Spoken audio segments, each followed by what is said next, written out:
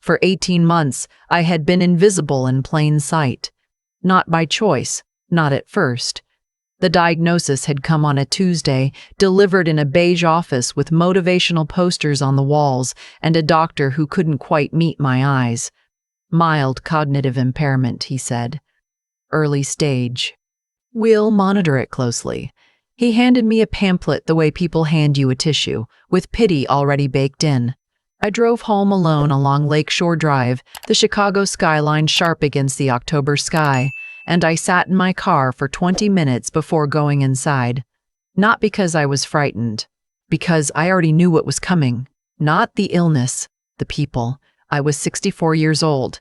I had spent 31 years as a structural engineer, designed 11 bridges in 4 states, raised a son mostly alone after my husband Clifford passed when our boy was 11. I had rebuilt the kitchen myself the summer after the funeral because I needed something to do with my hands. I was not a woman who drifted, but the word impairment has a way of rearranging how people see you. I watched it happen in real time. My son's name is Nathan. He is 38, works in commercial real estate, and has his father's jaw and none of his father's patience.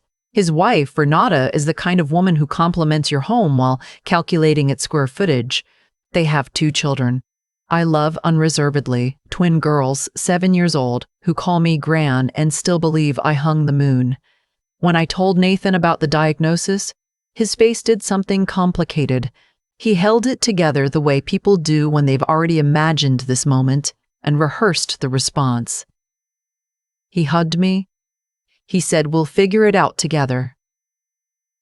And then, 2 days later, he called my doctor without telling me. I only found out because my doctor's receptionist mentioned it in passing. "Your son was very thorough," she said warmly. "He had a whole list of questions." I smiled and said nothing, but I began paying attention. The changes were subtle at first. Nathan started calling more often, but the calls felt like inspections. "How are you sleeping? Are you keeping up with the bills?" He sent Renata over one Saturday with what she called a casserole and what I recognized as an excuse to look around. Her eyes moved across my study, the stacks of files, the engineering journals I still read. Cover to cover, the whiteboard I kept beside my desk out of habit. "You keep so many papers," she said. "It must be hard to manage all of this." I told her I found it quite manageable, thank you. She laughed in that soft, dismissive way she had. My neighbor and closest friend Harriet noticed before I said anything.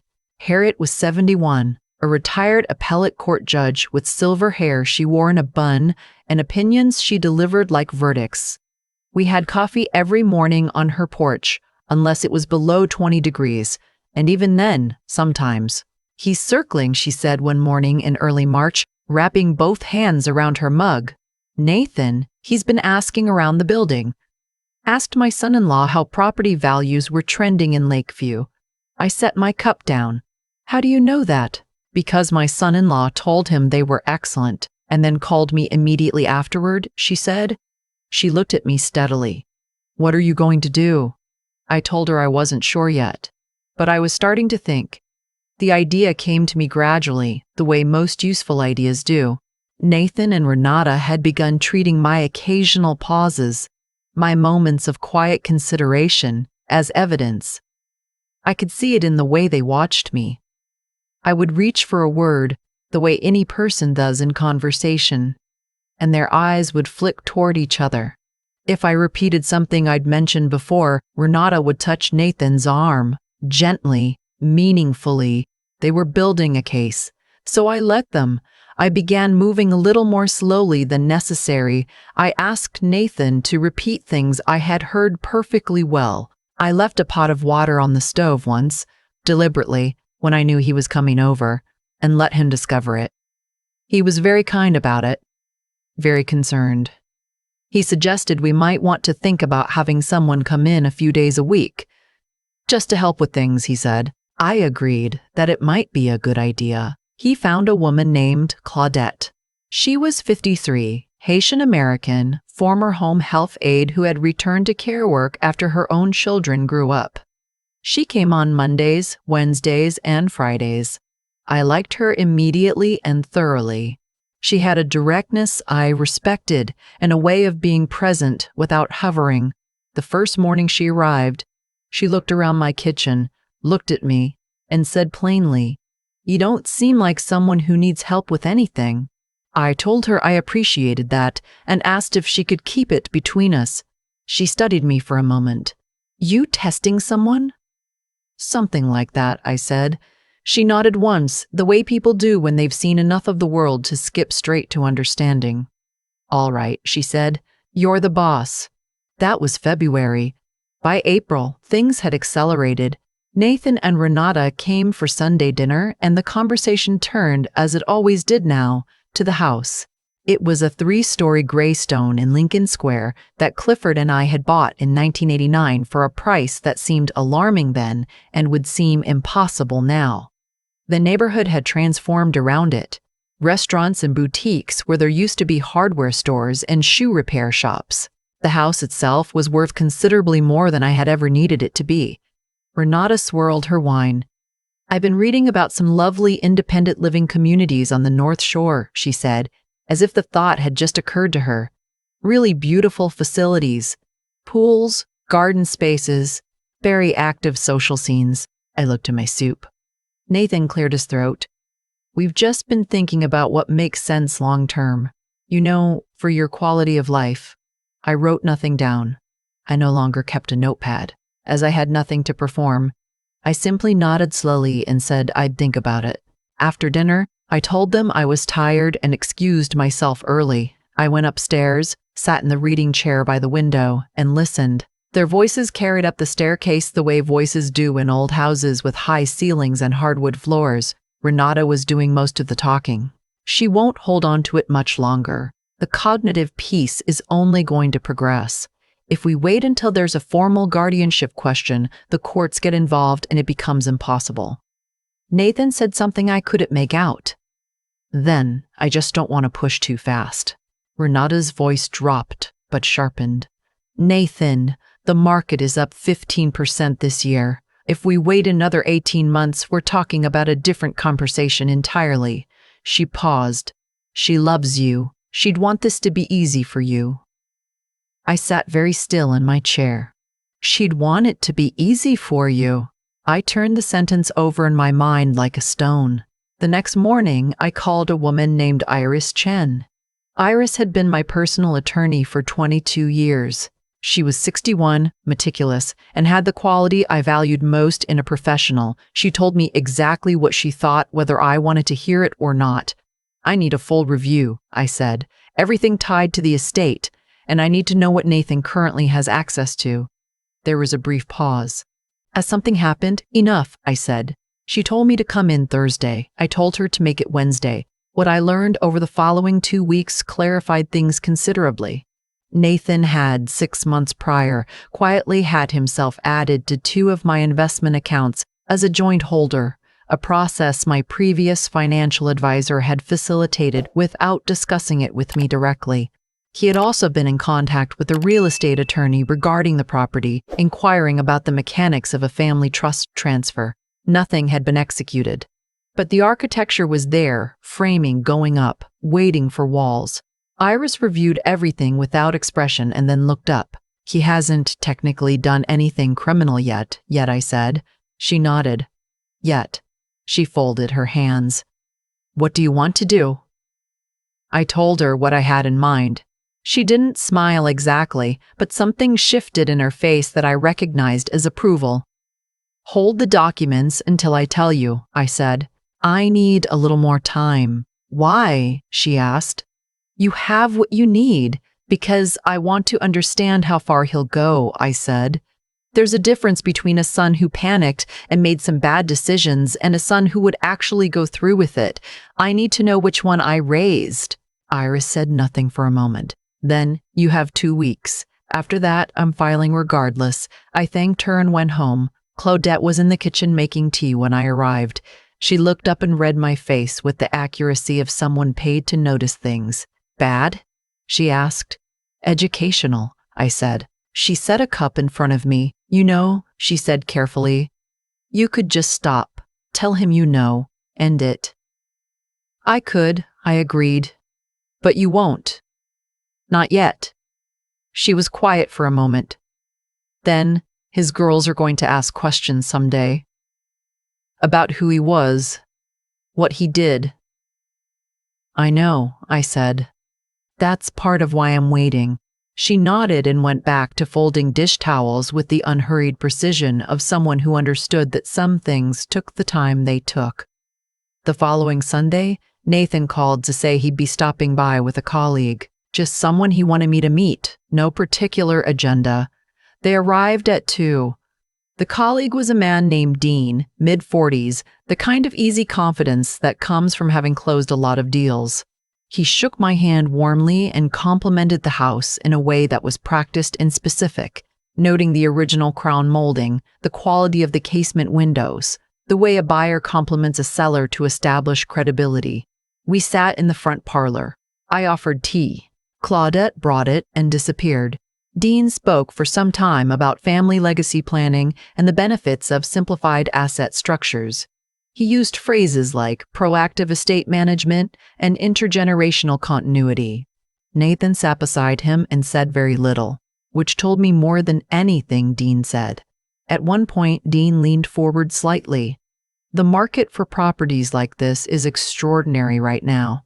If the family were interested in capturing that value, there are very elegant ways to do it that fully protect your interests.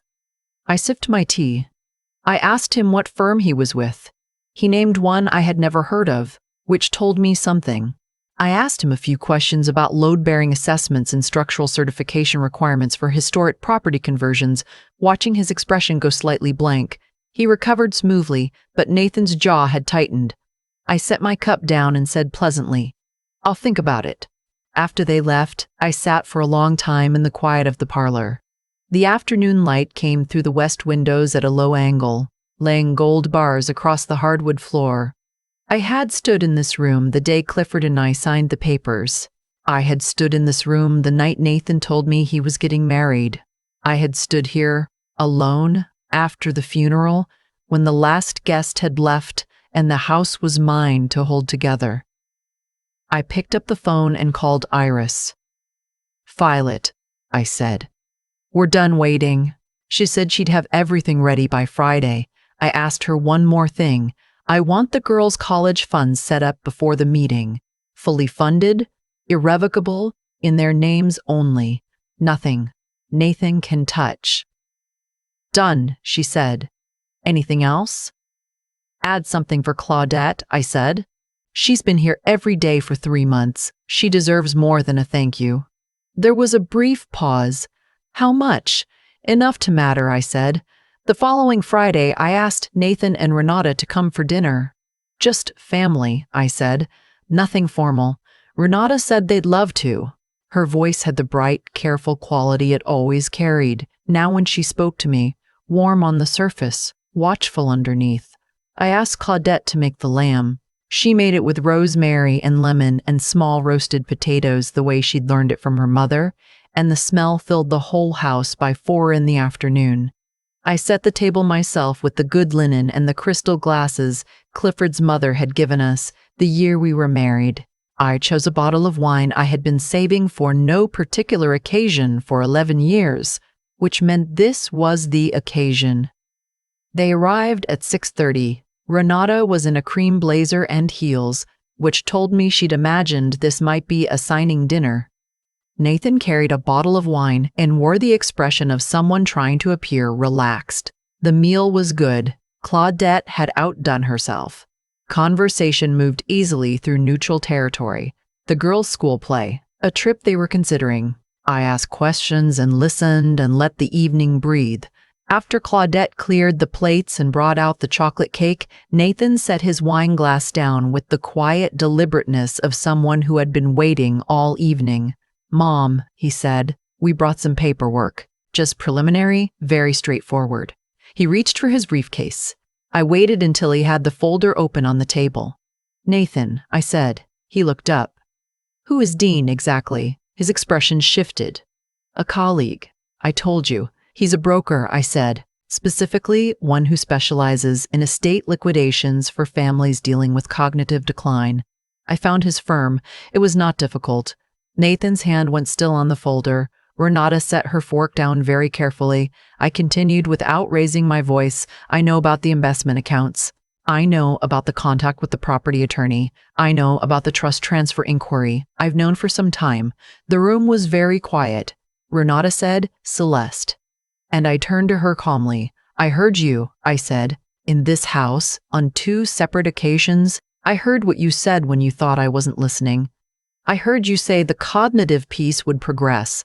I heard you say the market was up 15%. And I heard you tell my son that I would want it to be easy for him." Her face had gone careful and closed. I looked at Nathan. He was looking at the tablecloth. "I had a full audit done," I said. "I've met with Iris twice. Everything has been reviewed and restructured. The house, the investments, the estate, none of it is accessible to you. Not now and not in the future without a process that would take years and require far more than a colleague named Dean." Nathan looked up. His face was not angry. It was something I found harder to read, which was ashamed. He started. I was trying to protect. I shook my head once, gently but clearly. "Don't. We have always been honest with each other, even when it was hard. Don't let this be the place you stop." He closed the folder. I reached forward and picked up my wine glass. The candles had burned down to half. The cake sat uneaten between us. "I have left everything I love to everything I love," I said. "The girls' educations are funded and protected. The house will become a community design residency, a program for young women from under-resourced neighborhoods who want to study architecture and engineering." Clifford would have liked that. Renata was looking at the table. I looked at my son. "You have a good mind and your father's hands and 2 daughters who are watching everything you do. That is not nothing. It is, in fact, almost everything." He didn't say anything for a long time. When he did speak, his voice was different. Quieter, stripped of all the careful layering. "I thought you were disappearing," he said. "I know," I said. I panicked." He pressed his fingers against his eyes. "Dad's been gone for so long." And then the diagnosis. "I thought I was going to lose you, and there was nothing I could do, so I—" He stopped. "So you tried to hold on to the parts of me you could quantify," I said. He looked up. There were tears on his face. He looked, in that moment, very much like the boy who had sat at this table at 11 years old eating cereal for dinner because his mother was too tired to cook and pretending he didn't mind. "I have not disappeared," I said quietly. "I am sitting right here." Renata got up and went to the kitchen. I let her go. Nathan and I sat together at the table for a long time after that, not saying much. Claudette brought fresh tea without being asked and left again without ceremony. The weeks that followed were not easy, and I did not pretend they were. Renata and I would need more time. She was not a villain. She was a woman who had seen an opening and taken it, and the real question was, the one I had to sit with in private, what had I missed in my son that allowed him to follow her there? I did not have a clean answer, but some mornings Nathan came by before work. He sat in the kitchen while Claudette made coffee, and he talked about the twins and about a project he was working on, and sometimes about his father. We did not discuss the folder or Dean or the accounts. Not yet. There was one morning in late May when I came downstairs and found him standing at the whiteboard I kept in the study, looking at the structural calculations I'd been running for the residency conversion. He turned when he heard me. "This is the bearing wall, right?" he said, pointing. "Yes," I said. "And you're keeping the original staircase?" "Every inch of it," I said. He nodded, studying the drawing. After a moment, "Do you need help with the permits?" I looked at him. He was looking at the board. "I might," I said. "If you're offering—" He picked up a marker from the ledge, looked at it, then set it back down. Not quite ready, but standing there. I poured myself coffee and left him in the room with the drawings, the morning light coming through the window the same way it always had, falling across the floor of a house that was not for sale, that had never been for sale. that held everything it was meant to hold and would go on doing so long after I was gone, quietly, usefully, exactly as I had built it to. There is a particular kind of grief that comes not from losing someone, but from seeing clearly who they became while you weren't looking. That was the hardest part of all of this, not the betrayal itself, but the recognition. Because Nathan had not always been this person, and I had to ask myself, honestly, what I may have missed along the way. What I learned through those 18 months is that silence, when used with intention, is not weakness. It is one of the most clarifying tools a person can possess. When I stopped reacting, stopped correcting, stopped filling the space with reassurance, the truth had nowhere left to hide. Nathan and Renata revealed themselves not to any dramatic confession, but to the ordinary accumulation of small choices. A phone call, a folder, a colleague named Dean, each one a decision, each one a consequence waiting to land. That is how cause and effect actually works in a life. Not in grand gestures, but in the quiet direction of 100 small moments. Nathan chose again and again to move toward what he could take rather than what he could give. And those choices built something, a structure as real as any load-bearing wall that eventually had to be reckoned with. I do not believe people are simply good or simply bad. I believe they are tested and that the quality of a person reveals itself in what they do when they think no one is measuring. That is the truest measure of character, not the version we perform for an audience, but the one we are when we believe the room is empty. Nathan thought the room was empty. He was wrong.